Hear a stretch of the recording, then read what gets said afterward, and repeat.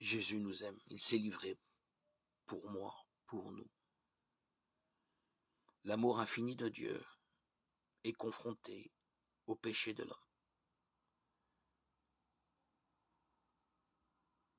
Nous évoquons à nouveau la dramatique passion du Christ, avec l'agonie au jardin de Gethsémani,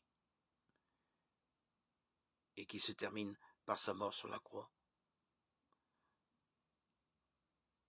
Pour le chrétien, ces moments ne peuvent pas être des moments d'un intense partage. Après avoir suivi Jésus de Gethsémani aux tribunaux religieux et civils, après l'avoir accompagné dans sa montée au calvaire chargé du bois de la croix, le croyant s'arrête avec l'apôtre Jean,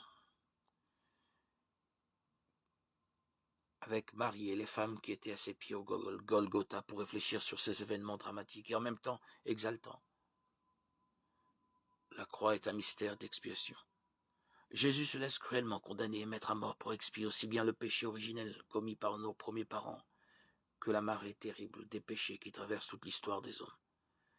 Ce qui se passe au Golgotha se révèle alors comme un acte d'amour suprême, à propos duquel chacun peut dire avec l'apôtre: le Fils de Dieu m'a aimé et a donné sa vie pour moi.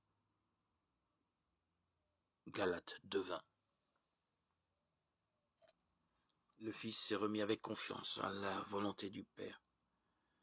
C'est ainsi, nous aussi, par notre confiance, que notre communion avec le Christ sera telle qu'elle pourra nous unir inséparablement à lui, qui est, comme il l'a affirmé, le chemin, la vérité, la vie.